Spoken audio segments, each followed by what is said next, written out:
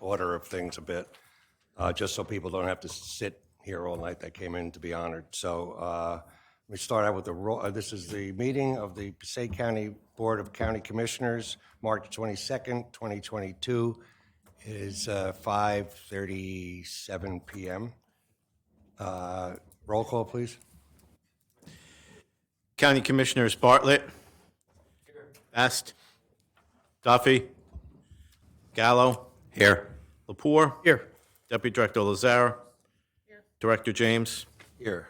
Have an announcement of the Open Public Meetings Law, please. Ladies and gentlemen, the notice requirement of the Open Public Meetings Law has been satisfied with respect to this meeting, specifying the time, date, and location, including the annual notice adopted at the reorganization meeting and filed with the county clerk, posted in the administration building, and mailed to two newspapers in accordance with the provisions of the law.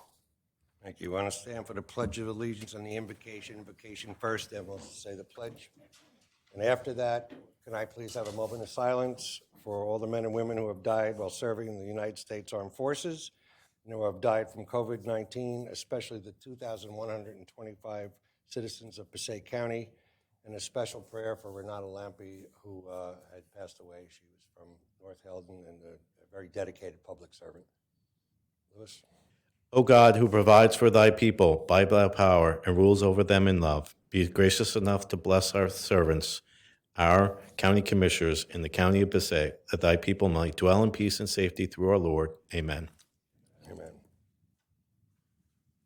Pledge allegiance To the flag of the United States of America and to the republic for which stands one nation, under God, indivisible, with liberty and justice for all.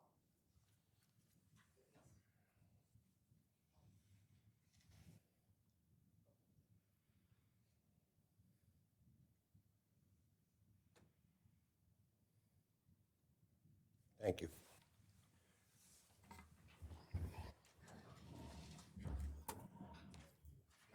All right, could I have a motion to approve the minutes for March 8th? Move it. Is there a second? Bartlett seconds. Roll. County Commissioners Bartlett. Best. Yes. Gallo. Yes. Lepore. Yes. Deputy Director Lazara. Yes. Director James. Yes. Can I have a motion for approval of all the proclamations? Move it. Second. Second by Sandy. County Commissioners Bartlett. Best. Yes. Gallo. Yes. Lepore. Yes. Deputy Director Lazara. Yes. Director James. Yes. We're going to go through. All right, so right now, we're going to suspend the regular order of business to go to our administrator's report. And that is in deference to the people who are here for the honoring of it's Women's Month. So we want to make sure that the families can do what they have to do and then maybe escape or maybe sit and watch the rest of the meeting. So can I have a motion to suspend the regular order, please? Move it. Se- Bartlett.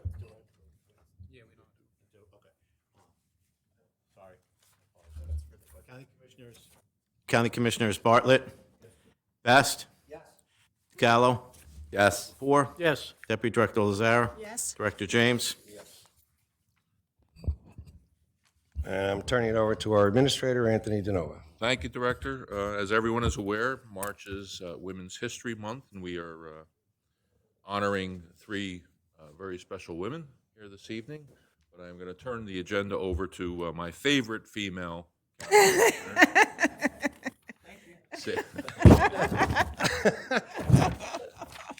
Sandy Lazara to make the presentations. Thank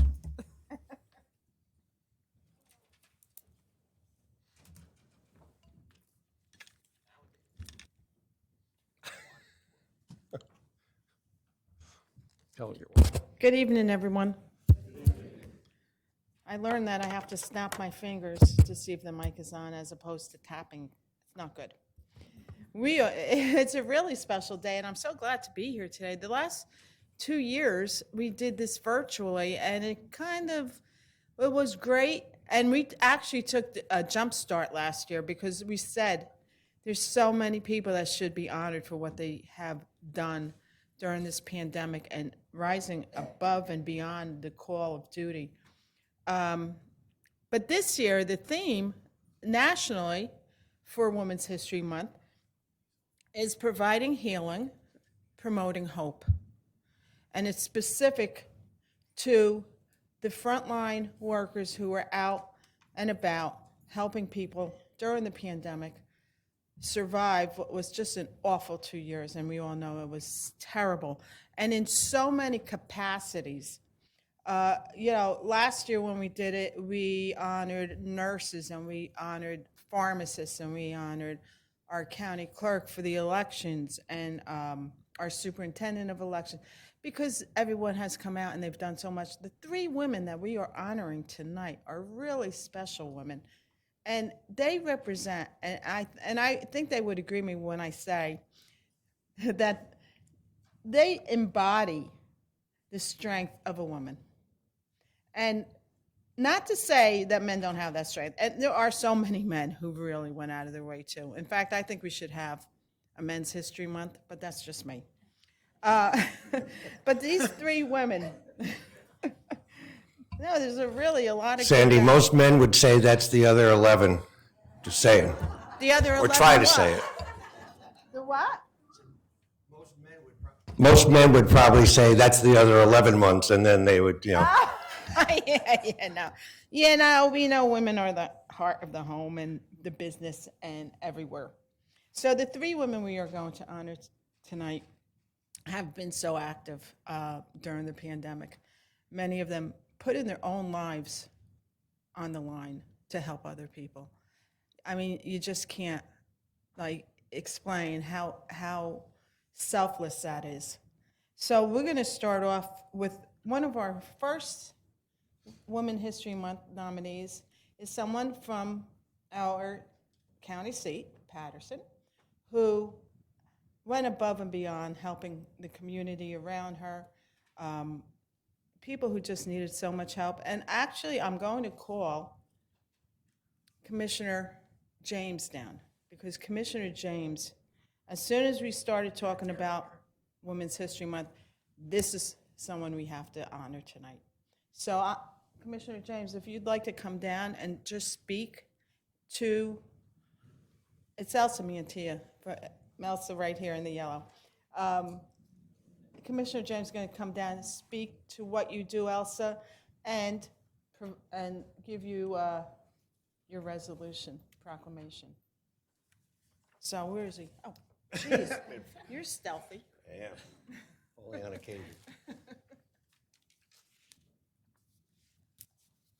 You want to sit there, or you want to come up beside?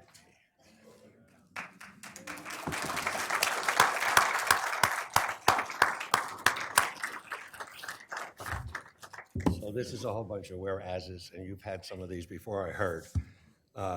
So, the month of March is Women's History Month. So, whereas Elsa Mantia is an activist, entrepreneur, mother, grandmother, and wife. Whereas Elsa serves as deputy mayor for the city of Paterson, New Jersey, where she arrived in the United States on June 12th, 1972 from the Dominican Republic, and acquired her citizenship on November 5th, 1982. She attended Passaic County Community College and later attended Bergen Community College, where she studied business administration and opened a bridal house in Paterson, New Jersey, named Rosie Elsie. Whereas Elsa Mantia in 1989 served as a lead in establishing the New Jersey State Dominican Parade and Festival. And I think that's the largest one, certainly in the state, it may be the largest one in the nation. And she continues to serve as president and has actively been involved with Dominican affairs from a global perspective.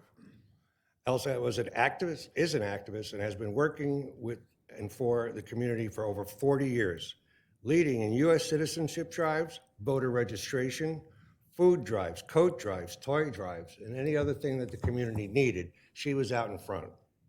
And by the way, she came here by herself in a community.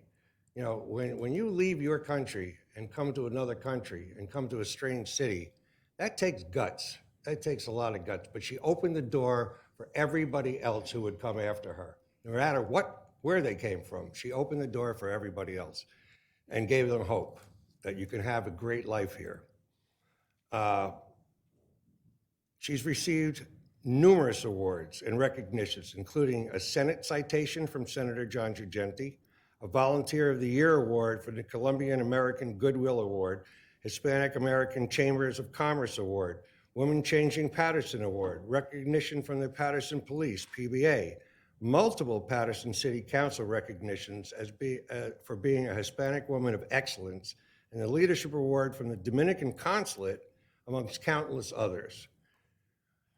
Whereas Elsa is married to Francisco Mantilla, is mother to Rosa, Arthur, Elsa, Elizabeth, and grandmother to 12 grandchildren. I don't know where the hell she got time to do anything else.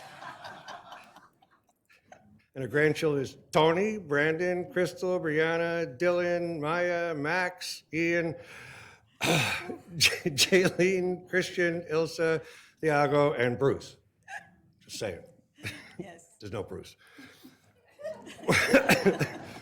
Whereas Elsa Mantilla is a unique and most respected colleague, associate, and friend of many persons within the County of Passaic, and she has brought honor and prestige not only to herself, but to Passaic County as well. To the Board of County Commissioners of the County of Passaic, we would like to express our gratitude and appreciation for her.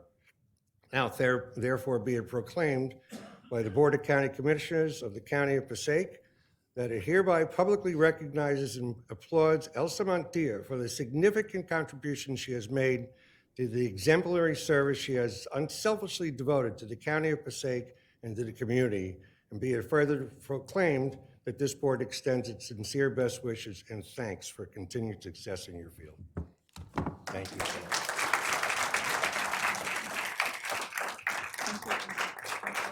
And by the way, the parade is going to be on this year.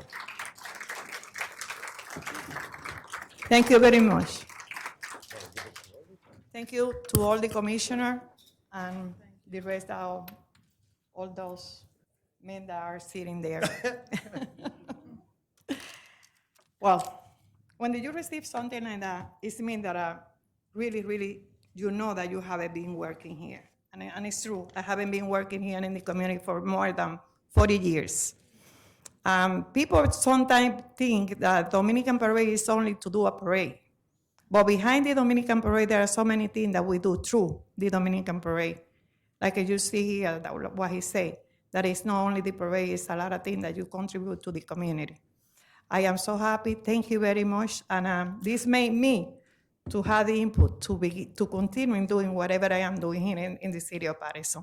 Thank you very much, and all the honor, congratulations.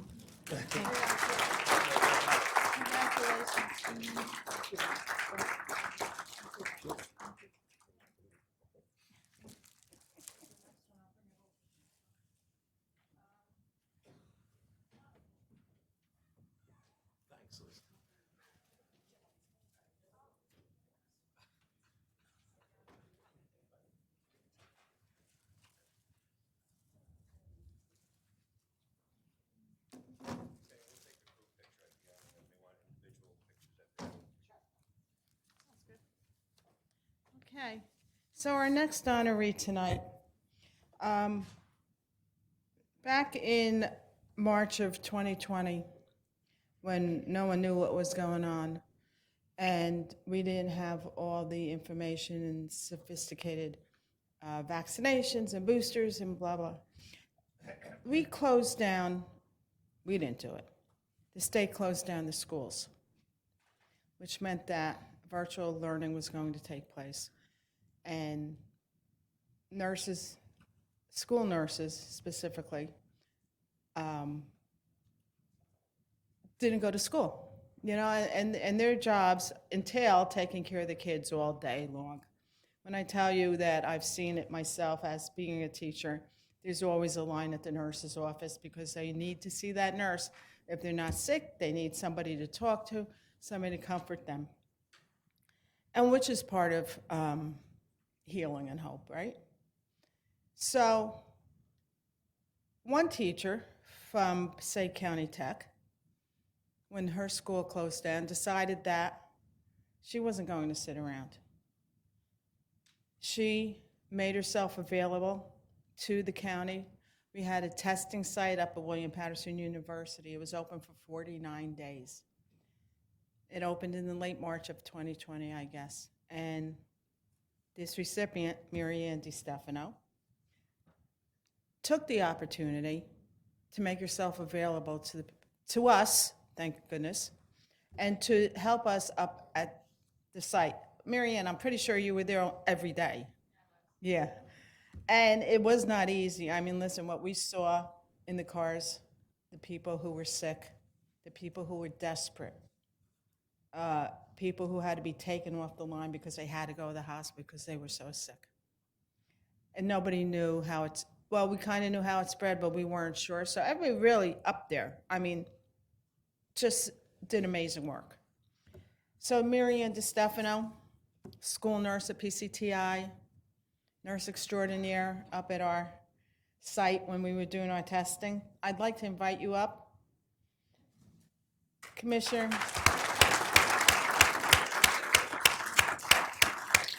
Commissioner Lepore is going to come down. And you're doing- Wait. I thought he knew.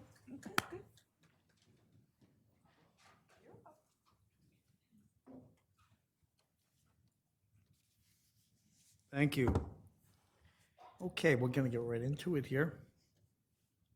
The month of March has been designated National Women's History Month, and in recognition of the outstanding achievements and contributions made by many exceptional women over the years, the Board of County Commissioners of the County of Passaic deems it fitting and appropriate at this time to honor and recognize Mary Ann DiStefano. Whereas Mary Ann DiStefano is a registered nurse for over 20 years, Mary Ann discovered her love for the nursing profession after volunteering at the Preakness Medical Center, where she observed and felt passionate about the virtual role nurses play in the lives of patients and doctors. Mary Ann holds a Bachelor's of Science in Nursing from the Felician College and is also a certified school nurse and health educator. Mary Ann DiStefano has worked at the Passaic County Technical Vocational School for the last 13 years and has enjoyed every minute of it. Mary Ann, before joining PCTVS, worked as a school nurse in Patterson Schools District for 5 years and has also been a staff nurse at Chilton Hospital in the pediatrics wing. Mary has volunteered for the Medical Reserve Corps of Passaic County, volunteered countless hours at Passaic County's COVID-19 drive-through testing site at William Patterson University, where she helped oversee and manage other volunteers at the main testing tent alongside the Passaic County Health Department. And whereas Mary Ann DiStefano felt honored to continue volunteering for the County of Passaic's COVID-19 initiatives, including the Passaic County COVID-19 mega vaccine site, where she helped people register and get vaccinated. Mary Ann is currently engaged to her fiance, Rob, and has incredibly loving children, Cleo, Haley, Gia, Chloe. What did I say, Cleo? Cleo, it's okay. Chloe. Or Chloe. Sorry, Chloe, there Cleo, we go. sorry. Don't interrupt him again, huh, Mayor? You threw me. Here we go again. Loving children, Chloe, Haley, Gia, Rocco, and her stepdaughter, Brooke. Mary Ann is a unique and most respected colleague, associate, and friend of many persons within Passaic County, and she has brought honor and prestige not only to herself, but to Passaic County as well. And the Board of County Commissioners of the County of Passaic would like to express its gratitude and appreciation to her. Now therefore be it proclaimed by the Board of County Commissioners of the County of Passaic that it hereby publicly recognizes and applauds Mary Ann DiStefano for the significant contributions she has made and for the exemplary service she has unselfishly devoted to the County of Passaic and to our community. Be it further proclaimed that this board extends the best wishes to her for continued success in the future. And I also would like to add one more thing.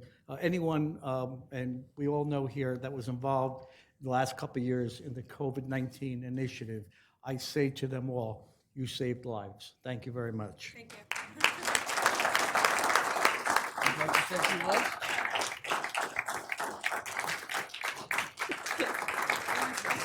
Yeah, I hope something nice, okay? Thank you. I wrote a couple words down I'd like to say. I put it on my phone, so don't mind me. I would, of course, like to thank the Passaic County Board of County Commissioners for having me here today and selecting me for this honorable award. There's a lot of women in nursing that deserve this award, so I'm going to accept it for all the nurses here. All my coworkers are here. I enjoy working at PCTVS for the last 13 years. I love working with staff. I have made a lot of friends. I also enjoyed everybody at the Passaic County Health Department for giving me the opportunity to come and work with them and entrusting me to help people. And thanks again to my family for supporting me. I couldn't do it without you guys. Thank you.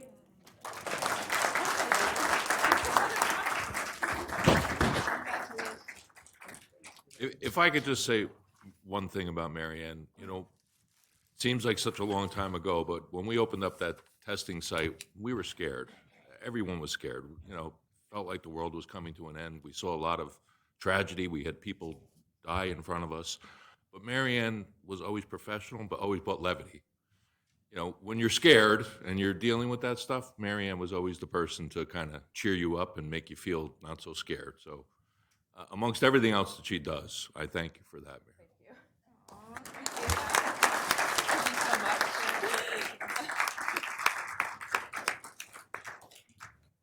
Okay. There were so many heroes up at that site in March of 2020. And you know what? We could do this every day and not even recognize enough people who have been up there and put their lives on the line. I mean, it's just amazing. So, our next recipient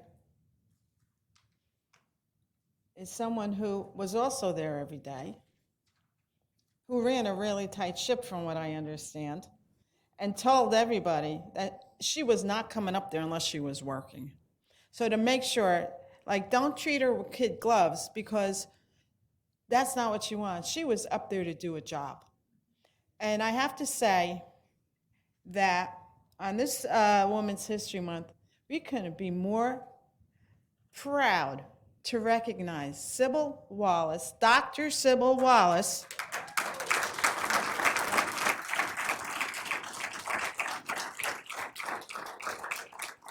who came out of retirement. She was a pediatric neurologist, correct?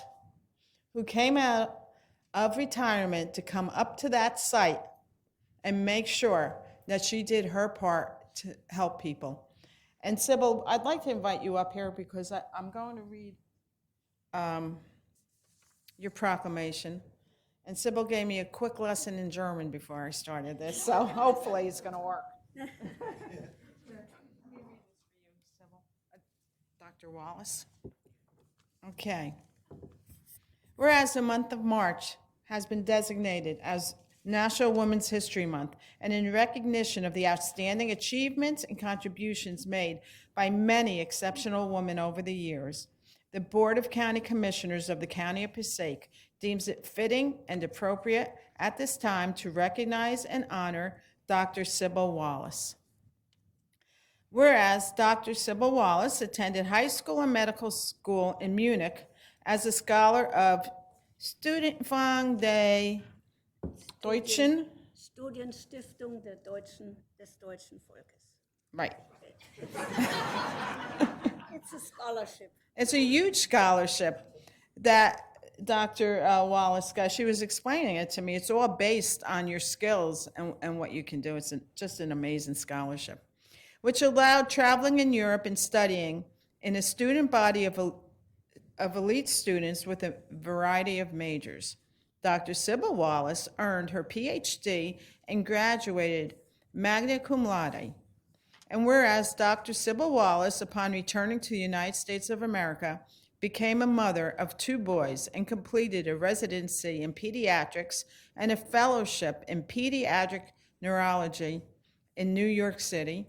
And whereas Dr. Wallace, at her first official position, started the program of pediatric neurology at St. Joseph's Hospital in Paterson, New Jersey, complying with the new law that children with special needs had to be evaluated and their needs identified in infancy rather than as late as school entry.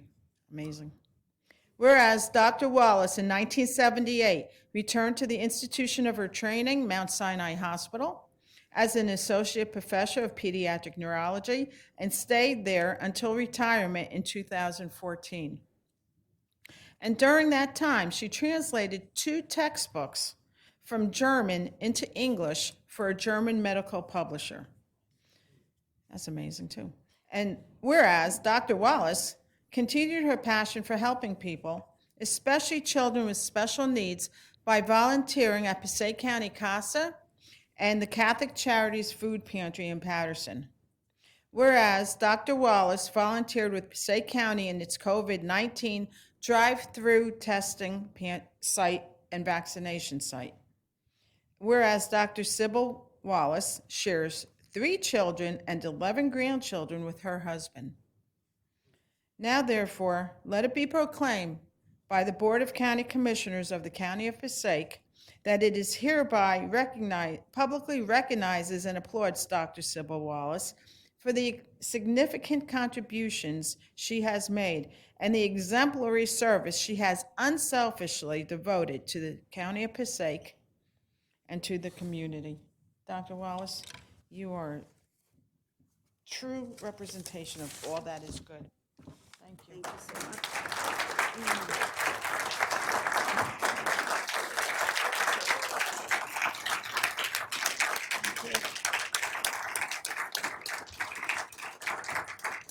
Thank you so much.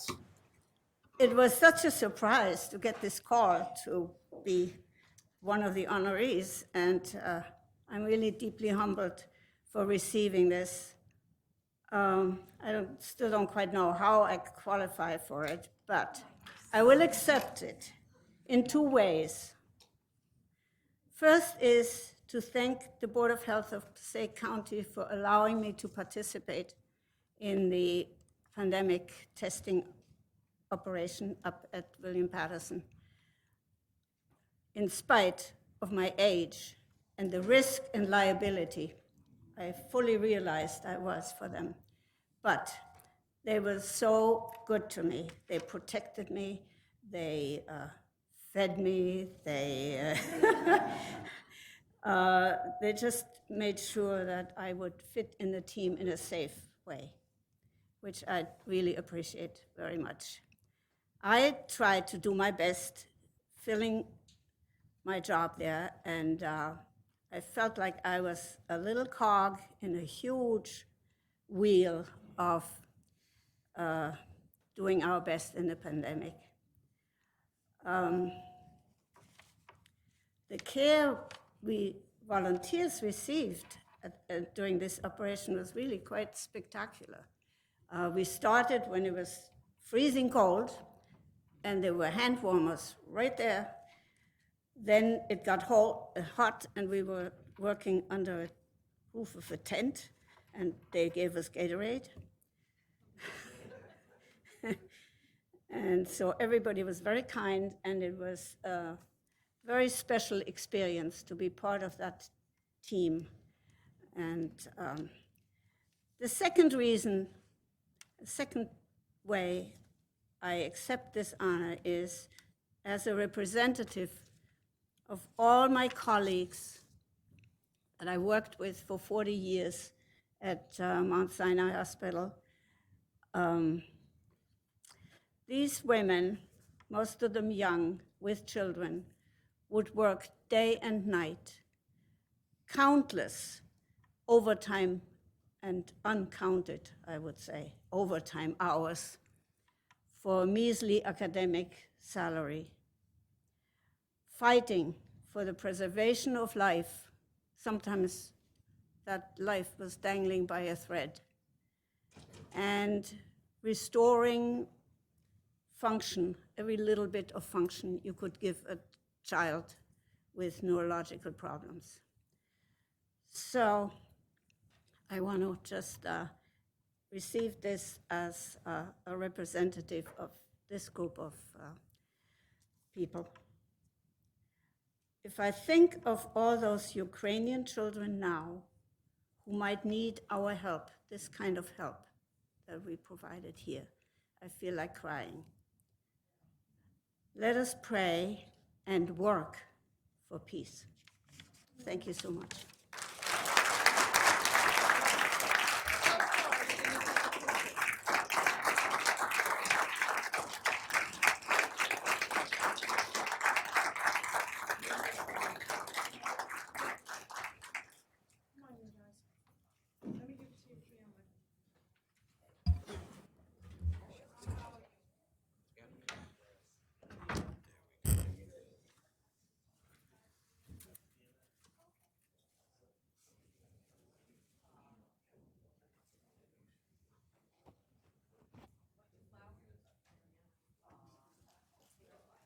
Mary Ann?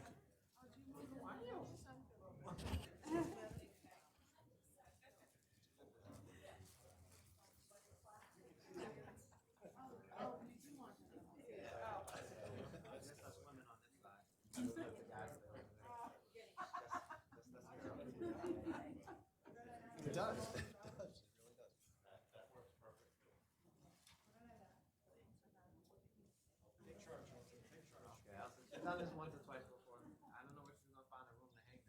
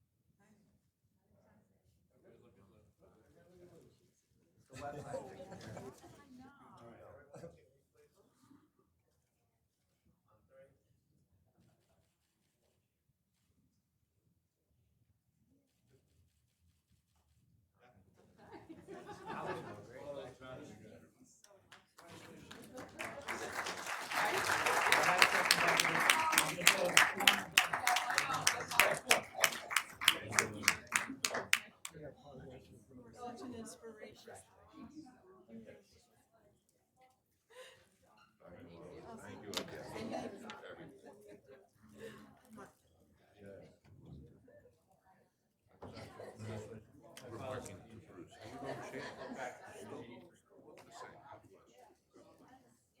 Have you known Shane?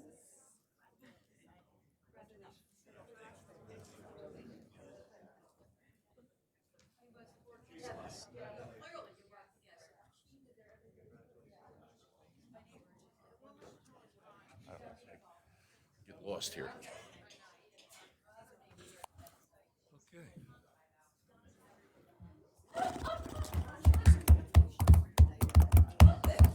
Yeah, actually, yeah. We gotta go back into the session, right? I think we can go right into the budget, right? We did the motion to suspend the regular order. We'll just suspend the regular order. When we're done with the budget, right, well, then we'll, right? You have something you're gonna give me for.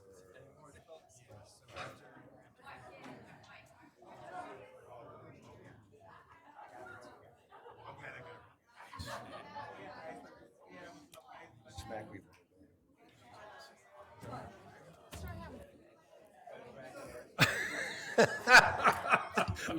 Such angry, I tell you. Wait, when you bring it,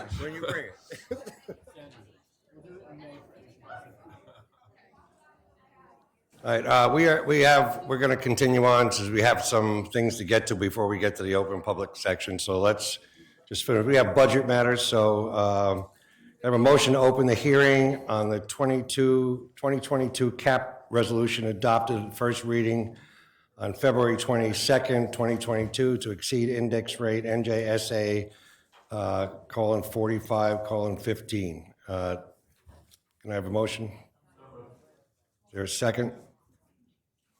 Anyone? Second. Thank you, TJ. Roll. County Commissioners Bartlett. Best.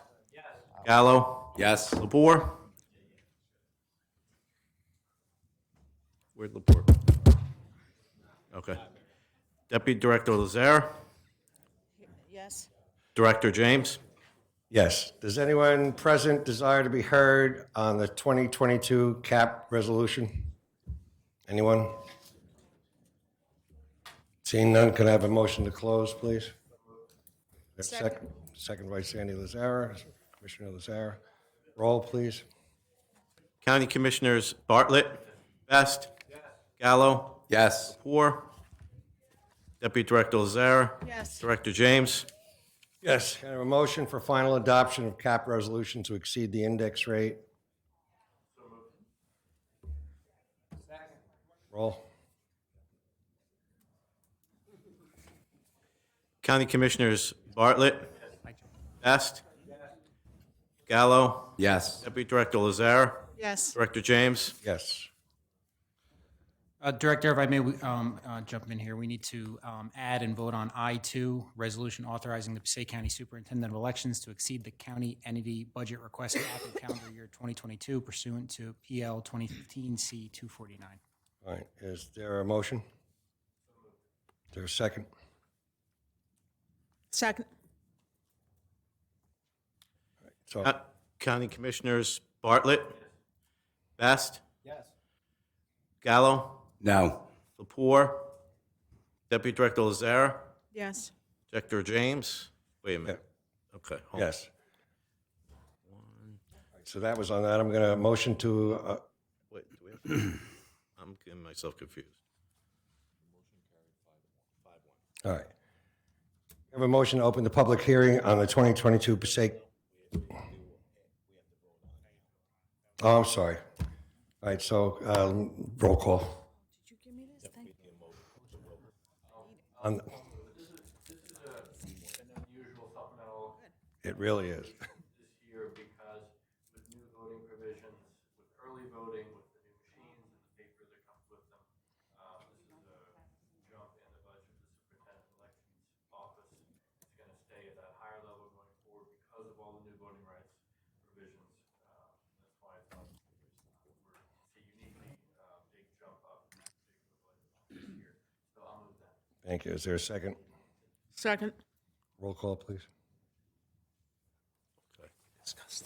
County Commissioners Bartlett, Best, Gallo, No. Lepore, Deputy Director Lazare, Yes. Director James, Yes. All right, so now can I have a motion to open the public hearing on the 2022 Passaic County budget introduced on February 22nd, 2022? Move it. It's moved by Commissioner Lazara and seconded by Commissioner Best.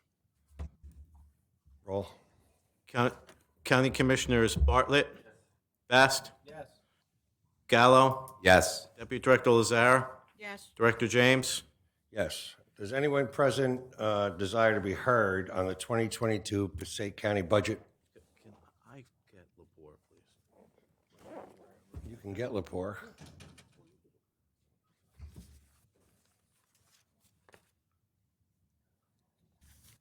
Don't we have? I don't know. Don't we have the votes? While we're waiting for Do we have the votes necessary? our other commissioners. Yeah. Would you mind, Mr. Administrator, just giving the public who's here today a couple of highlights of our budget? We did a full presentation at the last meeting, but this is a very exciting budget, so I just wanted to point out a couple of those highlights if you don't mind. Not at all. I'll start with I guess the good news is that, again, the tax levy for the fourth consecutive year in the county is not increasing. And as the slide that was just up there, no other county in the state of New Jersey has been able to achieve that, as you can see by this slide. The closest is Camden County, which is a little bit less than 1% increase. Mercer County, the same, a little just under 1%. But no other county in the state of New Jersey is able to achieve that, all while still maintaining good fiscal structure, increasing our surpluses, increasing our reserves, all the things that especially the rating agencies want to do, maintaining our AA bond rating, again, the highest bond rating that Passaic County has ever seen. So I don't know if you want me to go on with any more, but those are probably the big highlights that I can talk about. If there's any specific questions, I'm happy to answer them.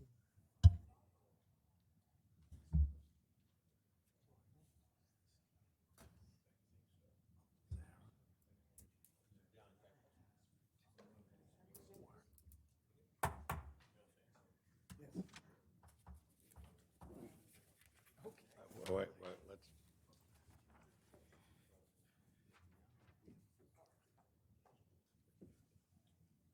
Okay, so.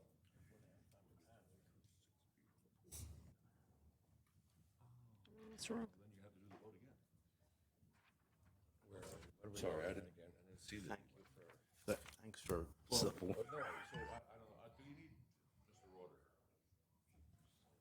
Freeholder Lepore was off the dais when we took that roll call. Commissioner Gallo voted no. There was 4 affirmative, 1 negative. Is that enough to pass that resolution, or is it a supermajority? Simple majority. All right, so Aha, that's a whole different thing. Okay, then you're going to have to do it again to add. We didn't have 5 votes to add, right? Commissioner Gallo, you voted negative to add it to the agenda? I'm sorry. That resolution, you voted no to add it to the agenda. Yes. So Let's do a redo. it's right. Take 2. I don't even know where we are. Okay.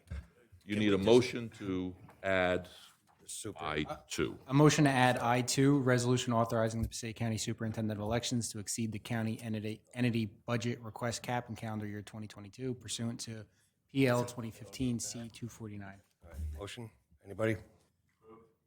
Bartlett, second? Second. So, is there,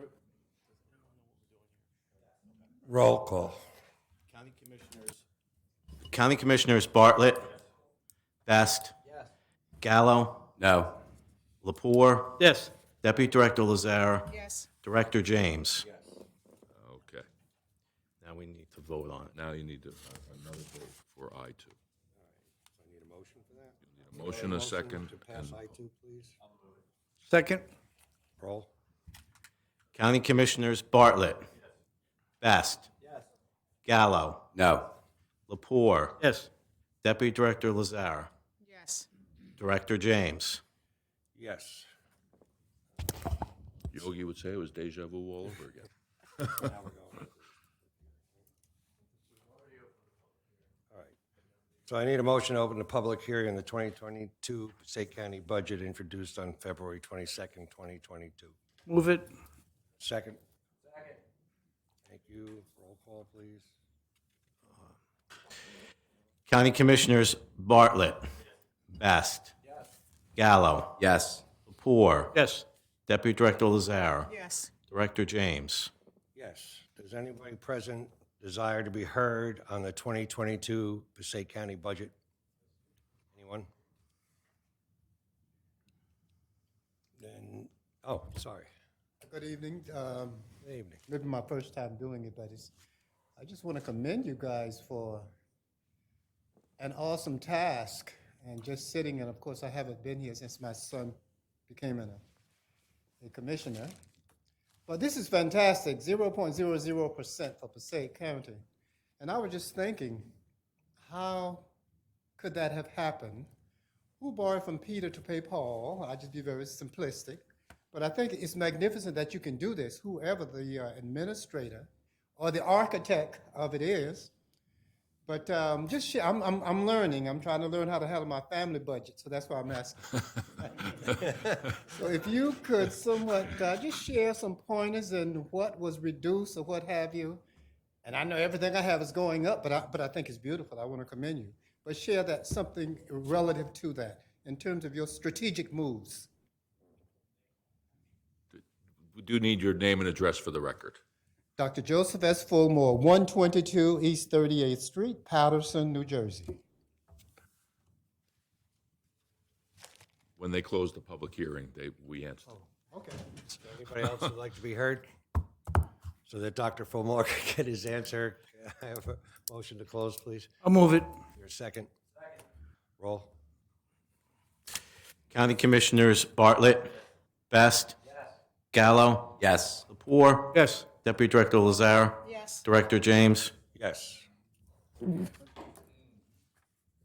Okay, through you, Director, I have clarification on something that really we've been dealing with for a number of years, but at this point in time, we found it necessary to correct some misinformation regarding statements made by either the press or other folks that Passaic County has the highest tax rate in the state.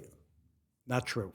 So anyway, we reached out through our finance officer, Mr. Cahill, to the Department of Community Affairs, and we voiced our frustration about the way the data was interpreted incorrectly. And they responded to our inquiry that, in the form of a letter, that this provides some clarification on the statistics reported on the Division's 2021 property tax file for Passaic County.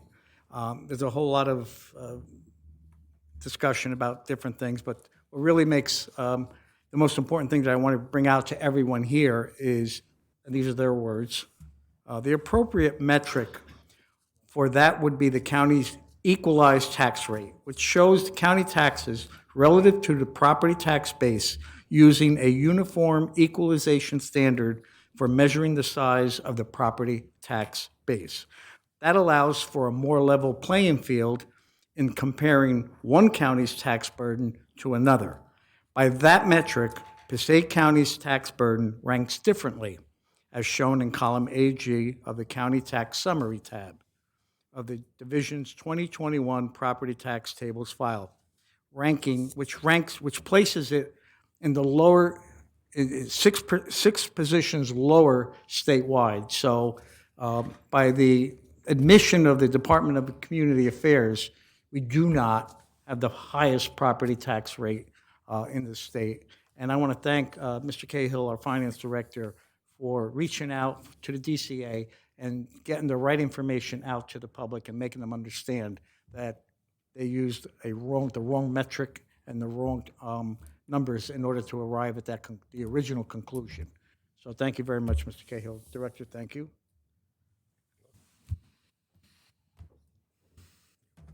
You want me to answer, Dr. Fillmore?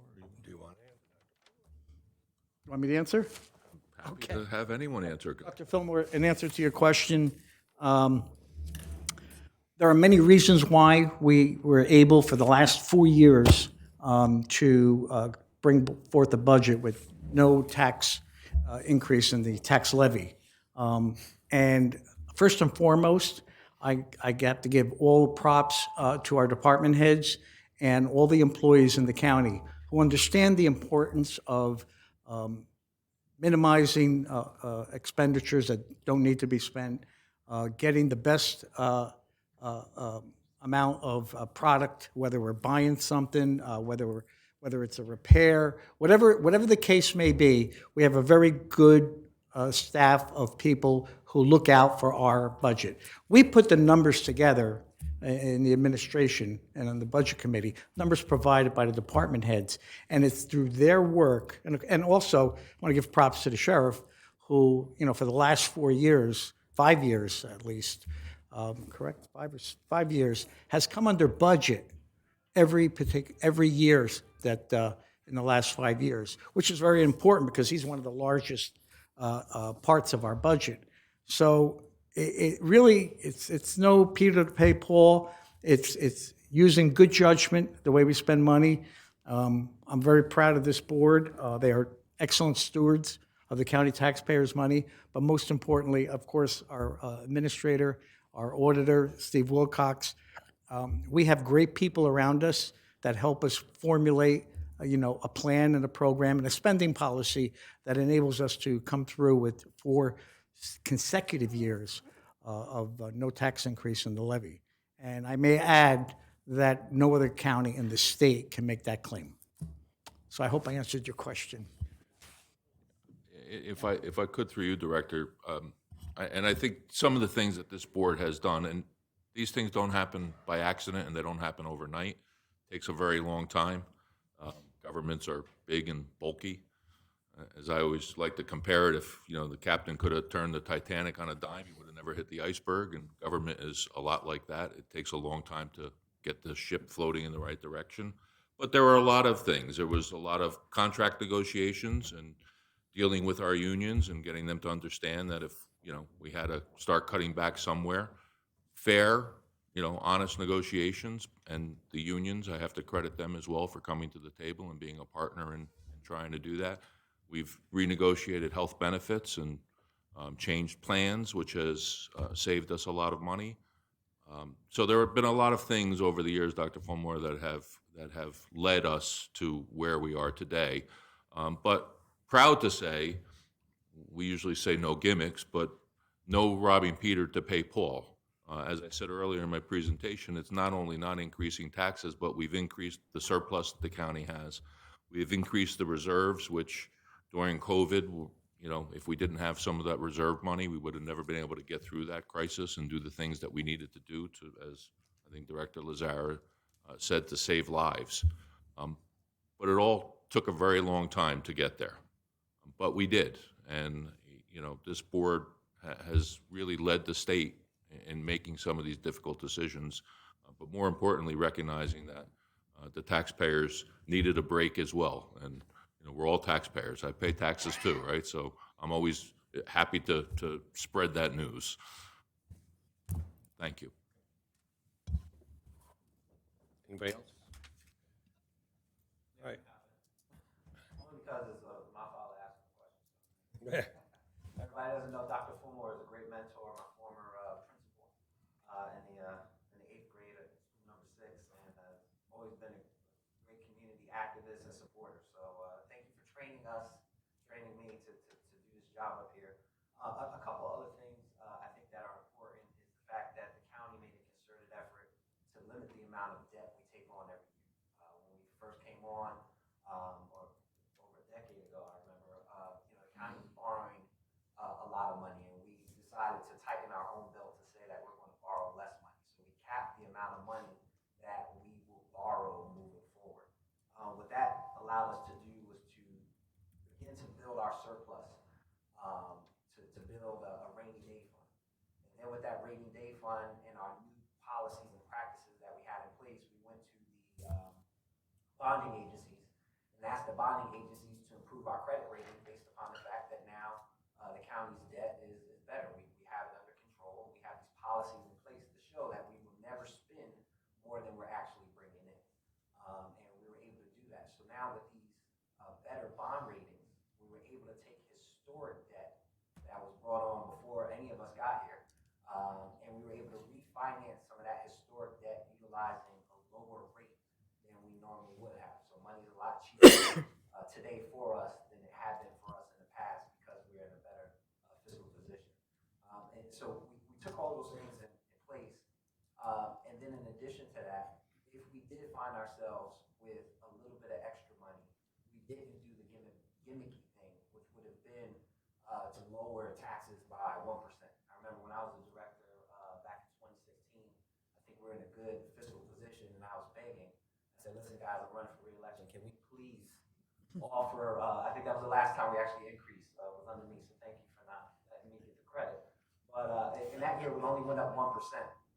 But, I felt like we were in a position to do it, and everybody kept saying, our fiscal people, that, we gotta prepare just in case. We have to prepare just in case. And that just in case came during the pandemic. The county was in a very good position so that before the federal government even provided money to us to do testing, before they provided money for us to pay for overtime, to do any of those things, we were already able to do so because we were in a good fiscal position to take on some of those unexpected expenses that came down the road. And then the other thing that we were able to do too was to better prepare for emergencies as they come. So, we had a couple of good years where we didn't get too much snow. So if let's just say we budget $1 million a year, that's not the actual number, but let's just say we budget $1 million a year for snow removal and for salt, and we only end up spending half of that. We don't take that money and put it back into our budget and then spend it for something else. We hold that in that piggy bank, in that savings account, and use it for the next year, just in case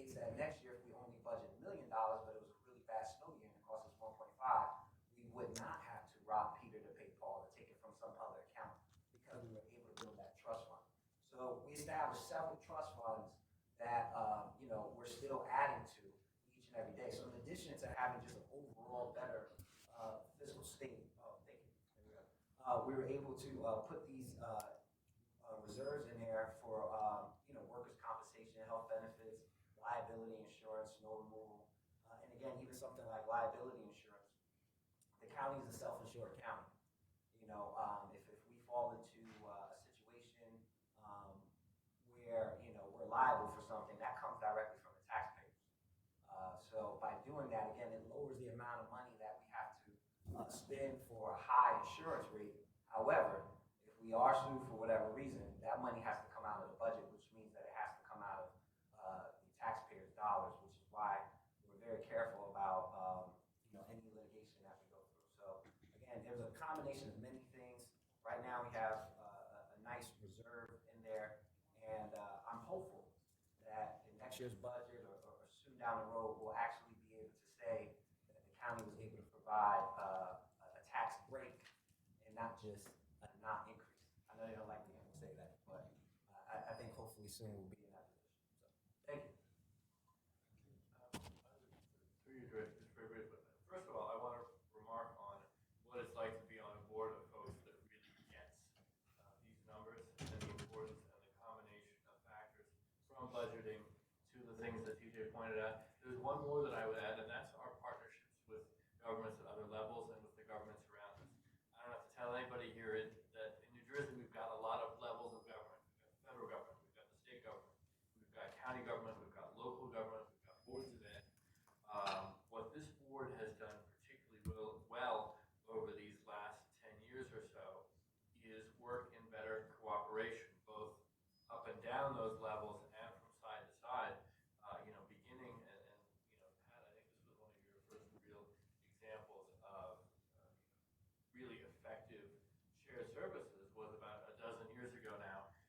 We had the choice to build a new and expensive juvenile detention center or consolidate with Essex County, close our detention center here, and by doing that, we not only saved about $10 million in taxpayer money, we also gave that smaller population of folks who needed the juvenile incarceration into Essex County's high-quality JDAI program for young people. We worked with the judiciary to minimize the number of Passaic County kids going into that. That became the beginning of a whole bunch of other different partnerships. Our health director, Dr. Charlene Gunville, who's here, is also the health director for about half a dozen of our municipalities. That enables both us and those townships and cities to save money in terms of resources.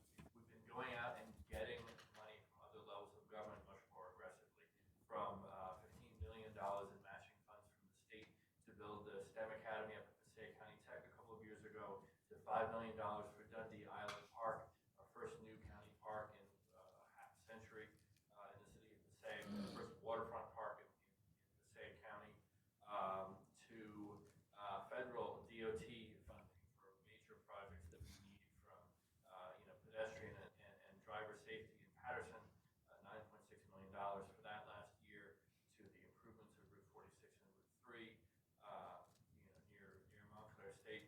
All of that working together, and the way in which this county has gone out and aggressively sought those funds and sought those opportunities for shared services is another piece of the puzzle. But it's a remarkable board, and I think the fact that we stand alone among Passaic counties in having no tax increase for 4 years is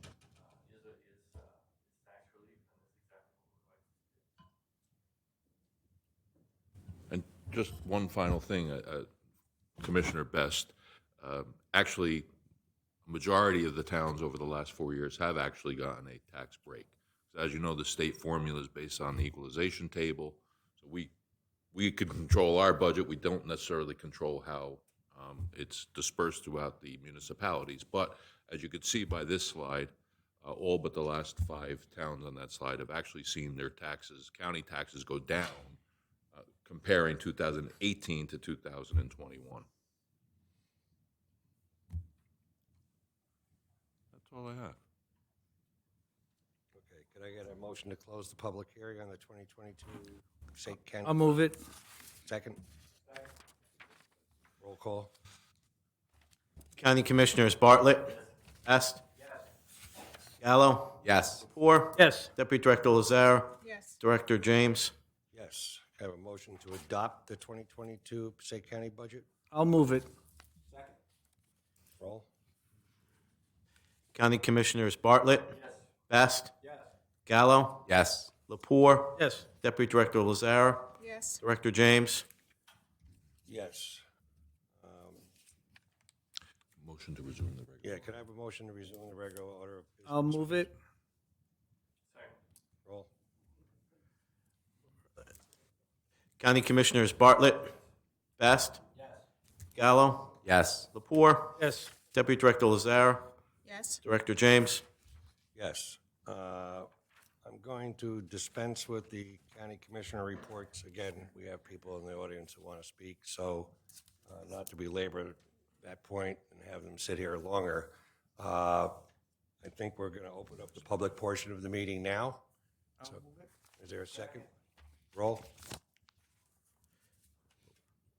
County Commissioners Bartlett. Best. Gallo. Yes. Lepore. Yes. Deputy Director Lazare. Yes. Director James. Yes. So this is for public comment. Please, if you're going to comment, come to the podium, state your name and address, and you'll have 3 minutes to address us. Please be mindful of the lights that are on there. When it hits red, that's your 3 minutes are up. Good evening. Good evening. Lorenzo Carpenter, 257-259, Rosa Parks Boulevard, Paterson, New Jersey. I'm the Executive Director of the Grandparents Relative Care Senior Community Resource Center. Gentlemen, ladies, I thank you. I'm here for a reason. Usually during the years, the county gives out a grant, the Health and Community Resource Grant, HHS. Usually our organization, which is Grandparents Raising Grandchildren, our food pantry, and we do other host of services we do for community. This year, out of the blue to us, we was told that the grant would no longer be given to our food pantry. Instead, they said that our pantry would have to go to Kumac. Now, why is that happening, for one? And we're not just a food pantry. We do a host of services, help with resources for grandparents. Mothers give Pampers to their children. A lot of different services, furniture, as well as food. Why is it that this county, your offices are now taking this change? I don't know about you guys, but just speaking out of, if someone was supposed to give me, if you guys happen to give me your salary and ask me, and I would say, well, I'll go shopping for you and I'll get your food for you. I'm pretty sure you guys would be eating stuff you never ate before. You guys would be given things you don't even usually want, or whatever, the community at large. In each different city and state, there is a culture of people. The culture of people are used to the things that we give. It's not about picking and choosing. It's about giving your customers and your people the best things, because we do ask people what they need or what they want.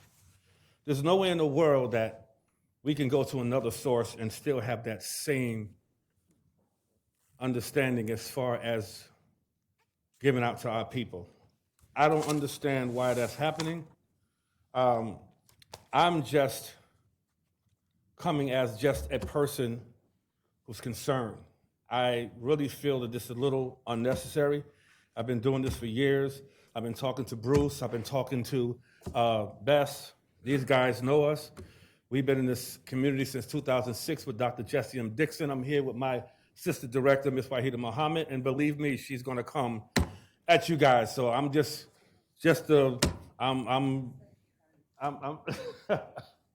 I'm not even Scottie Pippen or Michael Jordan. There's Michael Jordan. But you guys, please, we got to do something about this. It's not fair because we do more than just give out food, and we shouldn't have to go to another food pantry to get food to give to our people.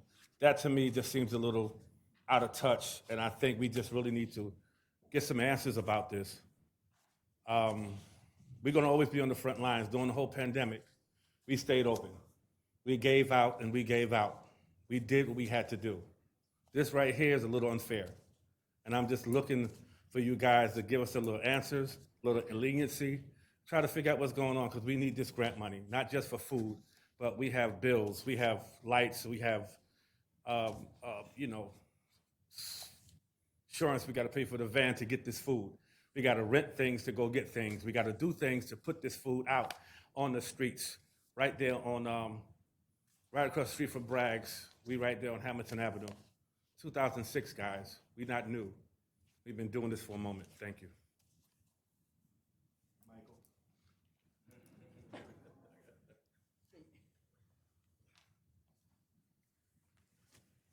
What's the guy's name? Good evening. Wahida Muhammad, 62 Straight Street. I'm here for several reasons, and I'm gonna do. I'm just gonna go ahead and do what Mr. Lorenzo was talking about first, because, like I said to him, I don't understand what it is. So he needs to come here and ask the hard question, because to me, sitting here listening to you all brag about your savings and how you managed to be, 000. We're going 0002, but it's because we don't have. So I want you to understand that we have to, because anytime you think about health and human services, that's what we render, human services. So for us to get the call that we are no longer going to get any help from you guys was really disturbing. And I want you to tell me why. And the other reason I'm here is because, as you said about your savings and all this stuff that you were able to do, but it really made me angry when you talked about how the sheriff has made sure that his department hasn't done whatever. When this young lady almost lost her life at the hands of one of his officers, and yet you all are still on the fence about trying to make that woman right again. Well, you never make her whole, but at least do what's right. And what's right is doing what's best. And I'm asking you tonight, no, I'm telling you tonight, that's not gonna sit well with us. It's not gonna sit well with us, the poor. Every time you see my face, you're gonna know that I'm not here to say thank you. I'm here to say what the heck is going on, because it's not right. And whether you like it or not, we're not just gonna sit by and let this happen. Because all of you know what the circumstances would have been had it been the other way around. So just get ready, because we're not going anywhere. Thank you and God bless.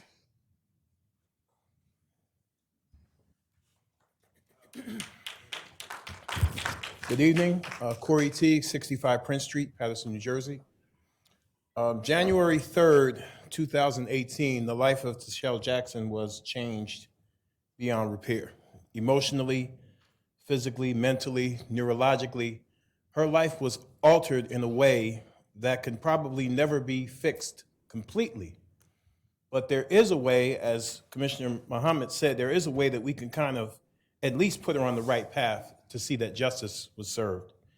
That night, I believe it was Lieutenant Edward Atkins who was at that particular scene. And I've always been led to believe that officers are promoted or giving certain designations and awards based on heroism, fulfilling their job, going above and beyond the call of duty to make sure that they protect those who are in harm's way. So for this man to sit in his car and do nothing, and then go a step further and brag to his associates that he was not going to go over there, to me is a mockery of everyone that wears the badge. So every sheriff's officer in this county should be in an uproar that one of their top brass felt that it was not necessary to carry out the responsibility that they took an oath to do, which was to protect and serve. We know that there are good cops and there are bad cops and good sheriffs and bad sheriffs, but it's very hard to differentiate when the good ones stay quiet about the bad ones. It becomes very difficult to differentiate the ones who are really here to protect and serve versus the ones who couldn't care less, when the ones who really care don't have anything to say about it. So I'm not making this appeal to the freeholders, because to the county commissioners, because I'm not sure how far your arm can reach with this, but I want to appeal to the sheriff's officers that are on the force in this county. If you take your job serious, if you get up every day and put your badge on and you care about what it is that you do, it's time for you guys to tear that blue wall down and make some noise on your end. Because as an activist, it's hard for me to tell the community that there are good cops and there are good sheriff's officers when the good ones aren't saying anything about what the bad ones are doing. It makes it very difficult for me to do that. So instead of calling me and inboxing me and telling me that we're not all bad, prove it. Prove it. Don't keep inboxing me and telling me we're not all bad. Prove it. And make some noise and let it be known that we do not want the actions of Captain Atkins to smear the reputation of the rest of us who actually come here to do our jobs and to protect our community. That's the angle I'm coming at tonight. I want you guys, you officers that take your job seriously, and I'm sure there's plenty of you. I live right across the street from here. I know there's plenty of you that really do care about your job. It's time to prove it.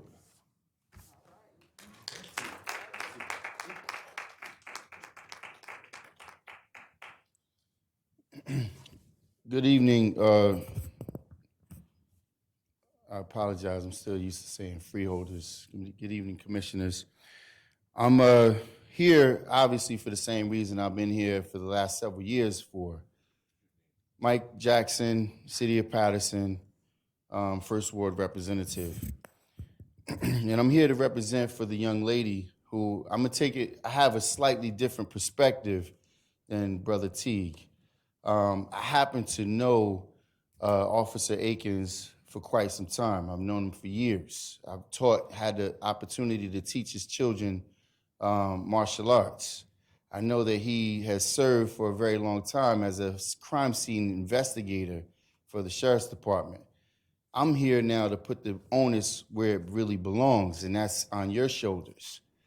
2 weeks ago, I had the unfortunate opportunity to have to vote on a $500,000 settlement for a woman who tripped and fell on a private property where the city planted trees, and the tree apparently caused this mishap.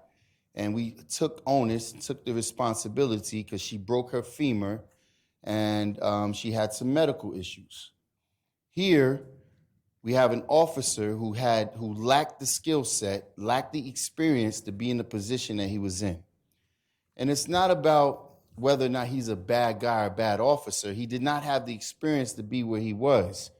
So if the moment was above his experience level and he froze or whatever the case might have been, I'm not faulting him for that. I fault the people who actually placed him there, the sheriff, and the sheriff who is overseen by you guys. And when a mistake happens, because mistakes happen, we then have to take responsibility for those mistakes. This young lady who was brutally shot 5 times in the face, who had to pick herself up off the ground with her face and teeth hanging out of her face, and had to carry herself over to a unit that backed up away from her, that the officer never got out of the unit, never dislodged his firearm, never yelled stop, never yelled police, never said anything. In fact, when the criminal was in court, he was asked, why did he look at the cop? Because he was looking at me. So he saw the entire incident and he froze. If that's the case, then that's the case. But now let's understand that this woman's life is forever changed, that she has physical ailments that she has to now deal with, that she can no longer take care of herself in the manner in which she dreamed to as she just received her master's degree, trying to better herself. You guys now, as you're saving money in the budget, you have an opportunity to do what's right by her, to make sure that she can take care of her medical expenses, to make sure her living conditions is as normal as it could possibly be. We're not saying that it wasn't at the hands of Officer Akins, but he failed to do a job that he took an oath to do. And right now, as you guys who come into our communities, and this is where I take issue, because all of you come into our community and campaign. You all come and make these promises that you have our backs as we give you our support. But yet, here's a woman from our community who could have been any one of us in this community, and you guys are failing to answer. You're silent. In fact, you're acting indifference by hiring an attorney to continuously litigate against her when you know that she does not have the same financial support as this county board does. It is unfair for you to take taxpayers' dollars. It's unfair for you to take taxpayers' dollars and litigate against her when it was your officer on your watch, your sheriff who placed this person in a position where he was unexperienced to handle himself. So with that being said, I'm hopeful that we could put an end to this. Why would we have to still have this young lady have to do fundraisers, have to raise money, have to continue to battle with physical ailments and not be able to take care of herself? Because the stress alone and having to continuously deal with these matters, easily, she suffered a stroke since then. And it's not because, it's greatly because of what happened, but it's also because of the additional stress of having to deal with people turning their backs on her. And in my opinion, you guys here now, you're turning your backs on her. As a person who is a legislator myself, when I see someone come before the council and I feel that the attorney did something that goes way against the moral compass of how people should be treated, I stand in difference of that, because we waste money on so many other things, and yet something so important as this, someone's life, we turn our backs on. So I'm going to leave you with that this evening, as I'm going to continue to keep coming back. I'm not going to allow this thing to rest. And I'm going to remind each of you, as you come into Patterson, before organizations like the grandparents, and ask them to bring out people to support your campaigns, and understand this last election where the Republicans have made a very huge impact on the former election, partly is because of situations like this. Because when our communities who support the Democratic Party need it most, you guys turn your backs on the people in need. I'll let it rest there. Thank you.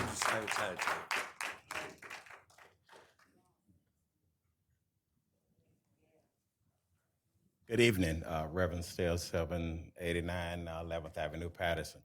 I come before you as the clergy, is also the city of Patterson, to address that same matter. I truly understand that you cannot respond to it.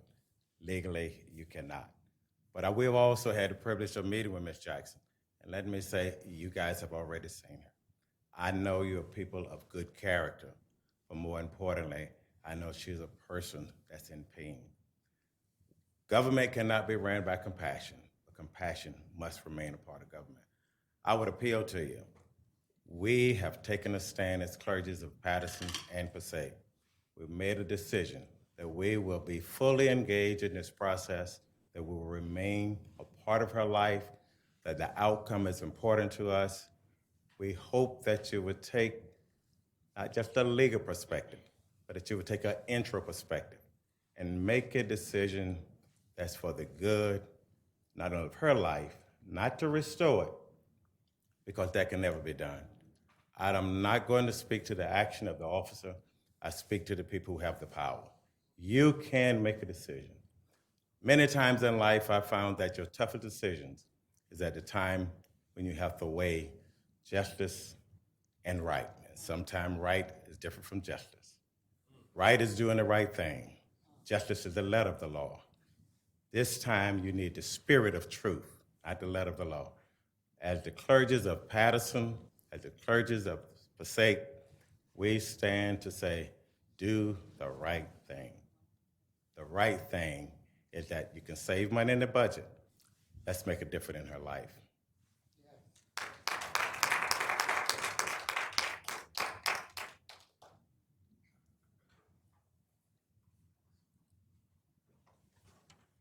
Reverend John Givens, 384 East 37th Street in this great city of Patterson. My statement is very, very short. We are fortunate on this commission board that we have two attorneys that knows the law. And with regards to the statement of Reverend Alpha Steele and others, I encourage you, all of you, if you are concerned, then look at the video. Look at the facts yourself. Do not wait for someone to give you the information. Look at it yourself. It is my understanding for our officer, because he is paid by the taxpayer, our officer did not react and give a false information. That's illegal by the law.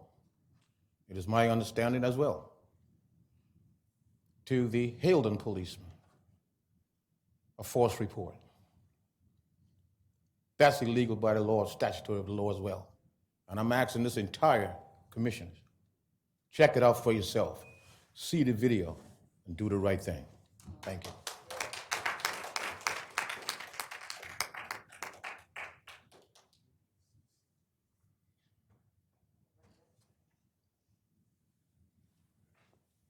Is there anyone else who wishes to be heard? Seeing no one else at the podium, I move to close the public portion. No, somebody's coming up. Good evening, Commissioners. My name is Tatiana Portugal, address 290 22nd Ave, Patterson. Each and every one of them said a little bit of something that I would like to reiterate, but I would like to just move forward one step more than this, but I would just like to publicly say that I do volunteer. I fully support that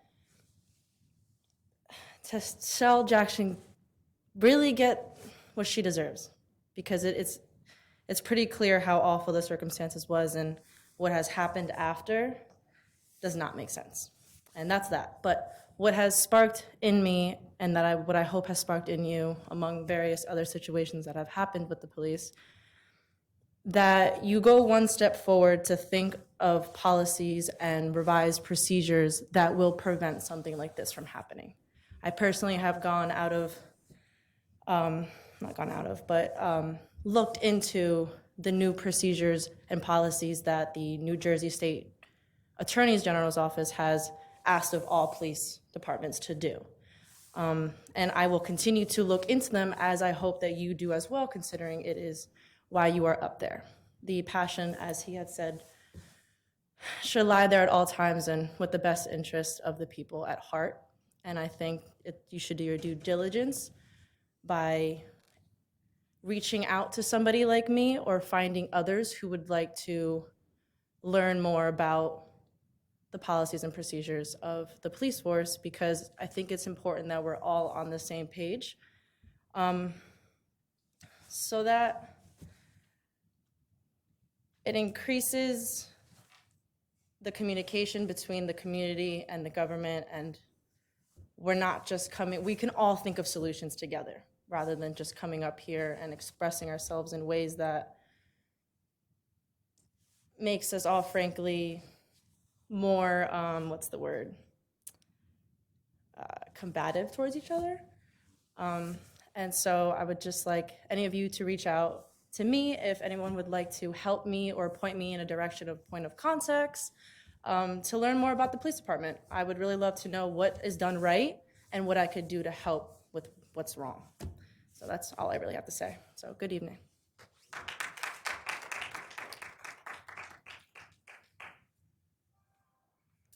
Dr. Joseph S. Fulmore Sr., 122 East 38th Street. Not to be redundant, however, we can't be redundant enough when we come to a situation such as this. So I'm going to make mine very brief. Prior, I used the old cliche, borrow from Peter to pay Paul. So now I'm asking Paul to do what is right for Peter, who is Miss Jackson. And with that being said, and I respect and appreciate all of you, just think for one moment. Exchange seat with Miss Jackson just for a few seconds, and it should hit home. That's the human side of it. So I say to you, my good friends, and especially to that young man out there who said that he's my son, but he is. Let's take the charge and do what is right. And let your heart be your guide at this particular moment. Thank you, and good night.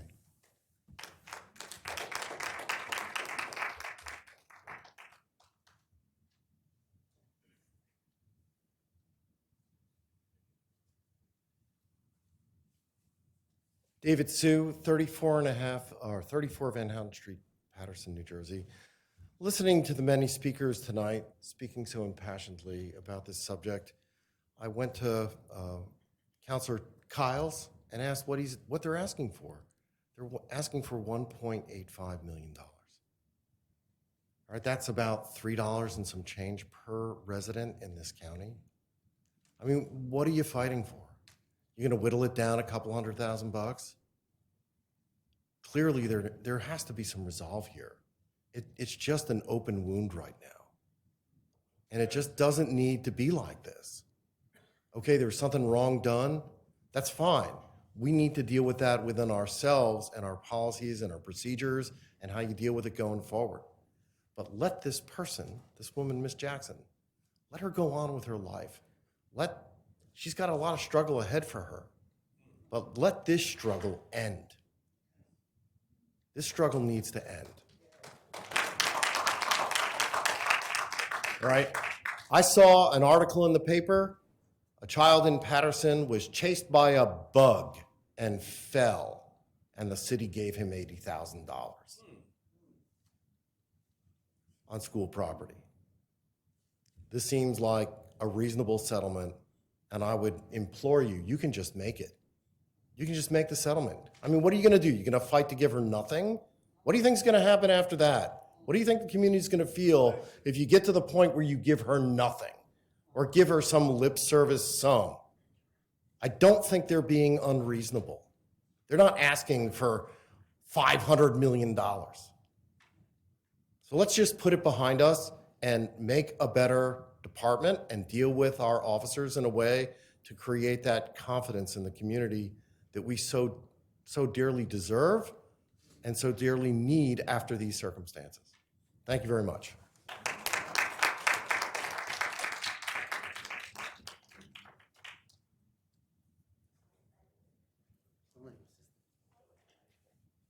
Peace and blessings. Cousin Washington, 226 6th Street, Apartment 1D, Passaic, New Jersey.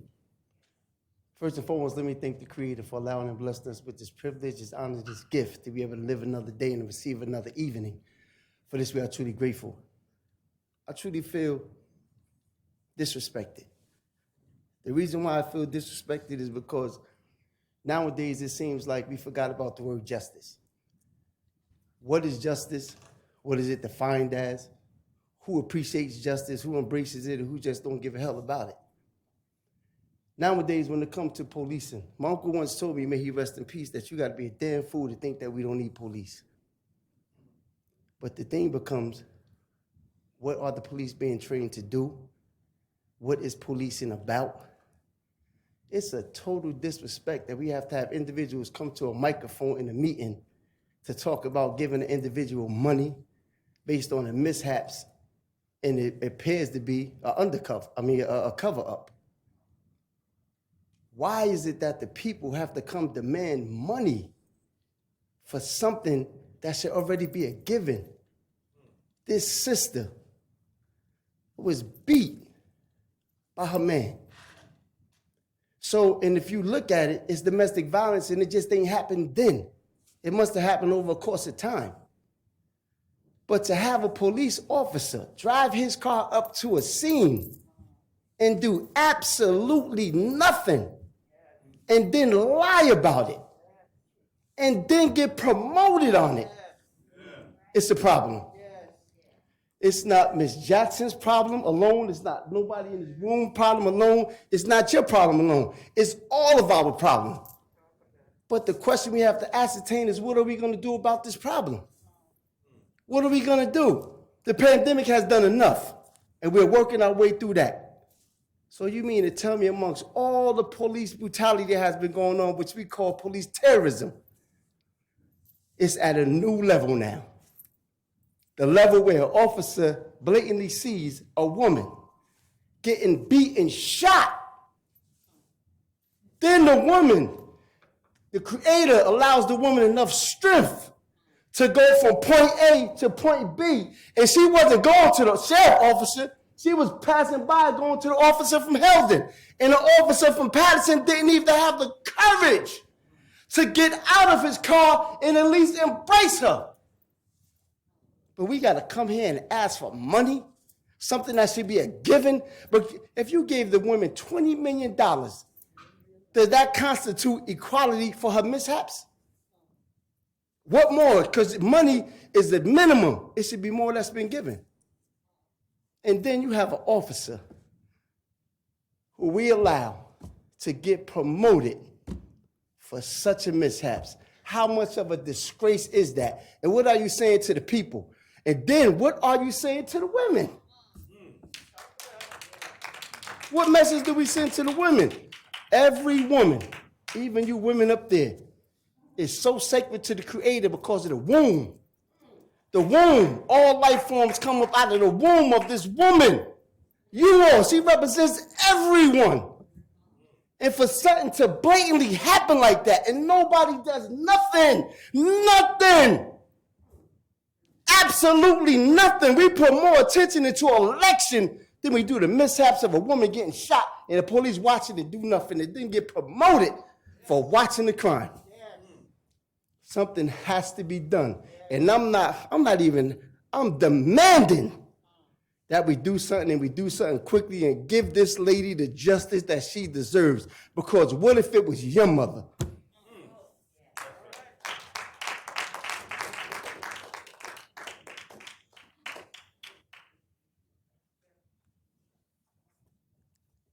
Does anybody else wish to be heard?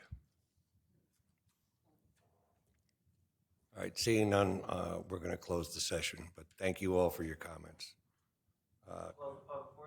Second? Roll call, please.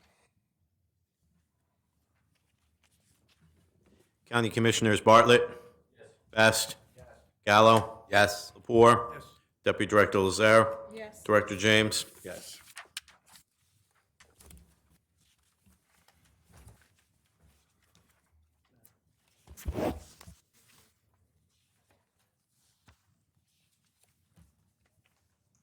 I'll go back to this. Does any commissioner wish to make a report? Anyone?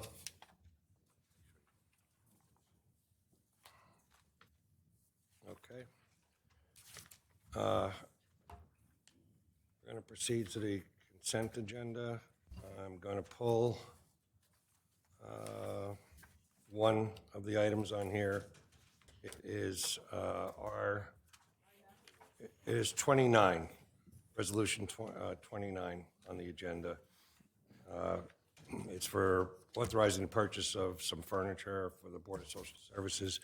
That one for tonight is being pulled. It's going to be revisited. And we have no communications. All right, so the consent agenda. Matt, do we have any late starters? Yeah, Director, through you, I have one amendment and one late starter.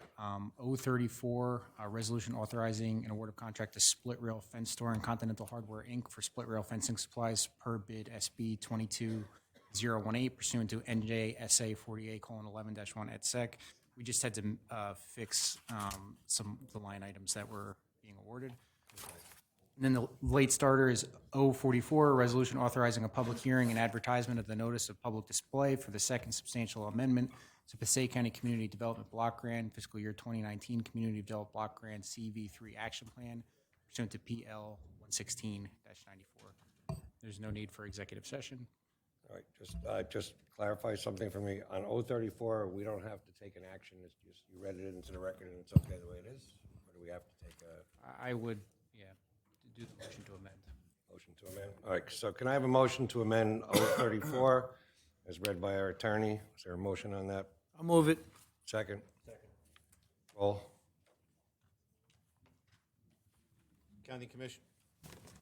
County Commissioners Bartlett. Best. Yes. Gallo. Yes. Lepore. Yes. Deputy Director Lazara. Yes. Director James. Yes, could I have a motion to add 044? Move it.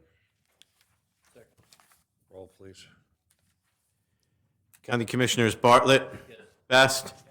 Gallo. Yes. Lepore. Yes. Deputy Director Lazara.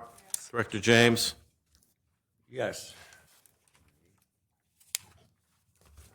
All right, so do we have anything, we have nothing that was removed from the consent agenda? Just the Oh, just the 29? That's pulled. There's no vote on it. Okay. All right, so we'll move to new business. Personnel, can I have a motion on the person? We need to vote. Oh, shit. Sorry. Shoot. Can I have a motion to approve the consent agenda? And thank you. But just,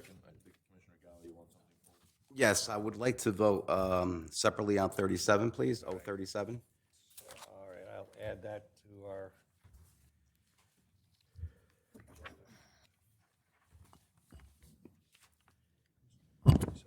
hey, just let's get to, Can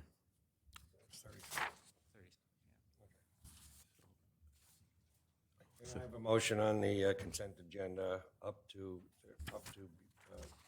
36 and then through 44? I'll move it. just, Director, for matter of record, is 01 through 028, 030 through 036, 038 through 044. Am I correct? All right. Correct. Okay, I'll move that. thank you. Is there a second? Roll. County Commissioners Bartlett. Best. Gallo. Yes. Lepore. Deputy Director Lazara. Yes. Director James. Yes. Okay, so now we are at P. So can I have a motion to pass P 37?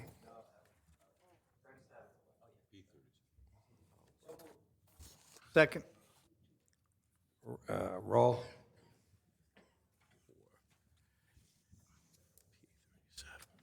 Okay.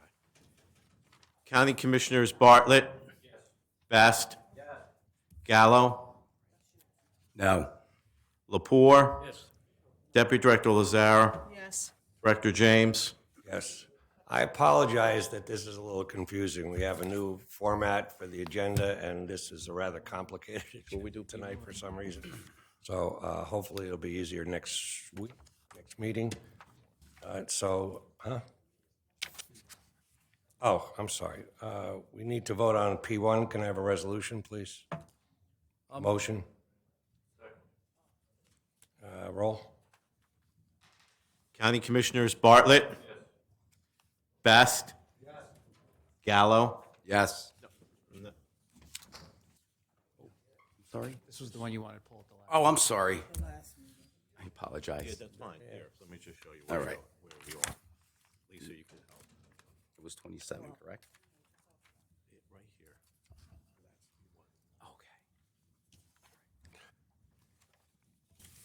Okay. Gallo. No. Lepore. Deputy Director Lazara. Yes. Director James. Yes. Can I have a motion on the personnel agenda? Director, if I can through you, you just need to amend the personnel agenda with the 3 items that.